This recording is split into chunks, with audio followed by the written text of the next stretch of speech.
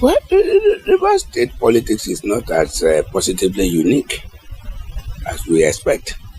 To me, I see River State politics as politics where law of karma is reigning supreme. Why do I say law of karma is reigning supreme? When you look at it, study it from the period of other judge, former governor, at the end of the day, Odili took over power. You understand? He fought other judge. And at the end of the day, Rotimi Amechi took over power because of the kill-leg fame of Obasanjo that time.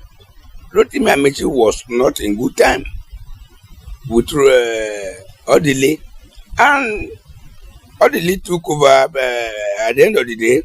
Yes, so Wike took over power after Rotimi Amechi. He was not in good time with Rotimi Amechi, and eventually Fubara took over after 8 years from Years of Wike. What happened? They are not in good time up till the date. What has not happened in Rivers State before happened, because the issue of loyalty to the structure or not loyalty to the structure brought about misinformation given to the president, and it brought about the illegality that we call state of emergency. So to me, is there anything very unique in this? Unique, because it is not common, but in the negative aspect of politics. I think Fubara, the governor of Rivers State, has done the right thing, because PDP was already a sinking boat, and there is nobody that wants to remain in a sinking boat. If you still want to continue with your journey, then definitely you have to jump out of the boat, and that is exactly what the governor has done. But let me tell you one thing. The governor was so smart, because there are some persons that want to continue to control the governor. There are some persons that want to remain the landlord to the governor. There are some persons that have been using all sorts of languages against the governor before. But the governor was so smart that he did not consult with them before he crossed over. That is smartness of the highest order. He has moved from a sinking boat, the PDP, that somebody had decided to destroy, because he's doing a very good work for the people of Rivers State. And we want him to continue to do the good work. And how can he begin to do the good work? It's for him to move. Just because he already secured the trust of the people that whichever party today, if Fubara move, if it's a situation whereby they accept independent candidacy, Fubara may not even need to seek the membership of any political party. He will win as an independent candidate. So I think he has done well. He did not betray anybody. He has just he's a political escapee. He has escaped, and it's okay for the people of Rivers State. The people of Rivers State that had been working for, that he need their vote to come 2027, they all applauded him. And he has not done anything wrong. Fubara was not known as a political figure in the state, but that does not mean Fubara is nobody. He was a civil servant that got to the level of Accountant General of the state. That is not a small level in life. And by the time somebody helped him, assisted him to become governor, through the instrumentality of the people, the electorates in Rivers State, and you still want to continue to see him as a person that does not mean anything in Rivers politics, is a very grievous mistake somebody is making. So to me, it is an insult when people begin to say that there are some people that are influencing him in Abuja. No, he's a man of his own. He's the chief custodian of the politics of Rivers State today. He's the leader of the political structure today in Rivers State. He's the political, administrative, and spiritual leader of Rivers State today. So how do you think somebody like that can be influenced? Does that mean he do not have sense. Does that mean he do not have thought of his own?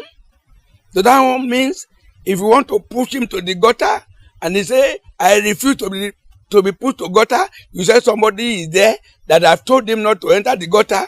No. So I don't want to believe. He has all the maturity in this world to control himself. Self-control is the key of life. So I don't want to believe that somebody that is pushing Fubara to do whatever he's doing is an adult. And today is the governor of Rivers State. It's as simple as ABC. With due respect, I see President Bola Tinubu that is applying the principle of what do we call it? The principle of divide and rule. This is divide and rule tactics. Mr. President today is good with Fubara, the governor of Rivers State. Mr. President today is good with his appointee, the Minister of the Federal Capital Territory. So at the end of the day, Fubara is working towards the victory of Mr. President's second tenure. Wike is working towards the victory of Mr. President. At the end of the day, either Fubara or Wike, one will be the loser. But Mr. President will gain it 100%. Divide and rule strategy. And when somebody is trying to use divide and rule strategy, that person is fooling the two factions. Today, I think Mr. President has seen what they call, can I call it adult tantrum? Is playing upon the intelligence of the governor, is playing upon the intelligence of the Minister of the Federal Capital Territory. He will, at the end of the day, be the gainer. It's as simple as ABC. If Mr. President wants to do the right thing as a father of the nation, as the political leader of the country, I don't think there's anything wrong from Mr. President call on the governor and call on the Minister of the Federal Capital Territory, who is his own appointees, and tell them, advise them, do it this way. There are some states of the Federation today. Look at Akwa Ibom State. Before Umweno, they come to APC. Look at it. They want to do welcome.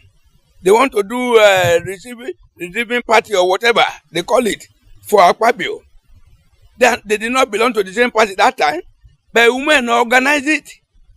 It could happen in Rivers State. So to me, the president is the gainer. And at the end of the day, these people, these two factions, these political gladiators will fight dirty. And Mr. President will be laughing at them. I think it's disgraceful. Robinson Ewo is not somebody that should be taken very seriously in Rivers State. Because he was not even the chairman of the party in the state. You understand? It was Aaron Chukwemeka that was the chairman of the party in the state. But just because he was planted in order to destroy, it's a destructive agent of PDP in Rivers State. So people like that, they are being the side of the governor of Fubara just because they want to stand as a eavesdropper. They want to be a member of the caucus in order to feed the opposition. You understand? When I mean the opposition, in order to feed the side of the former governor of Rivers State, the information of whatever that is going on with in Fubara's faction. That is it. So to me, it's God that I just expose somebody like Ewa, and the governor should pray that if there are a lot of other persons like Ewa still remaining in his camp, God should expose all of them. That is it. So Ewa is not a responsible person. Ewa is not a trusted and credible member of PDP. Those are the people that are today in the morning they're in PDP, in the afternoon in another party, in the evening they're in another party. So people should not take people like Ewa very seriously. That is it. Wherever, that is the native parlance, wherever Bele face, those are the people. Was Ewa part of that agreement? He said he was not. Was he there during that agreement? That agreement was between the president, the former governor, and the present governor. What is AWOL looking? If you want to get anything around that place, meet the leader, meet the governor. Those are people that have not been, they are eavesdroppers, they have been eavesdroppers, espionage around the governor, giving information to the former governor. But God has exposed them. Sometimes ago, former Governor Wike was the leader of APC, was the leader of PDP in Rivers State, which has not happened anywhere in the world. I've never seen where somebody is the leader of the opposition and the leader of the ruling party. It has never happened. And this time around, former Governor Wike want to continue to control both parties in Rivers State so that Fubara, the governor, become a political slave. But to God Almighty, God has given him the wisdom to quickly decamp to the ruling party. Today, he has unrestricted access to Mr. President. But before now, if you have to see Fubara around the president, you will see that he must come with the leader, he must come with things of Wike. But this time around, he can visit Mr. President now with that. And Mr. President have seen it clearly now that the governor of Rivers State is the most powerful person in Rivers State. There is no they do listen to the vice president when he says he's the number 2 citizen of the Federal Republic of Nigeria, but the governor of Borno State is the leader of the party. Akpabio is the number 3 citizen in Nigeria. The governor of Umuen of Akwa Ibom State is the leader of the party in Akwa Ibom State.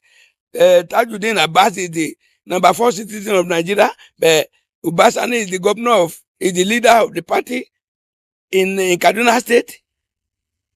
That is to say, Fubara is the leader of the party. The power Wike had yesterday is in the hand of Fubara now. It's as simple as ABC. Fubara did not betray anybody. You must be submissive. You must submit yourself. That is it. Power is transient. Nobody owes power. If the assembly people are serious, they may not have the best personal relationship with the governor, but it is a must for them to have best official relationship with the governor. For the interest of the people of Rivers State, the people of Lagos State, the people of Osun State, the people of Kano State are not going to suffer whatever that happens there. They should forget about personal relationship, but they should work officially with the governor for the interest, for the growth, peace, and development of everybody in Rivers State. They should pass that budget. If they didn't pass the budget and the governor do not have any money to spend, definitely at the end of the day, the people of Rivers State will suffer it, and the people of Rivers State will not forgive those people that do not pass the budget. 2027 election in the APC, the president is the leader of the party, and except the government, the president said don't give him the ticket. If the government say give him the ticket, there is nothing anybody can do. And when they give him the ticket, it is the people of Rivers State that will determine who win the election, not single individual or some set of individuals. So as of today, I'm already congratulating Fubara because I know he will return 2027. He will govern 2 tenure. Nothing will happen. No single individual have the power, have the capacity, have the influence to stop him. If the people of Rivers State want him to continue, nobody can. The 2 political gladiators, they can still resolve all this. If both of them had the interest of Rivers people at heart, they can resolve all this for the promotion, for the peaceful coexistence and development of the people of Rivers State. They can settle. That is a sacrifice that the 2 of them can render.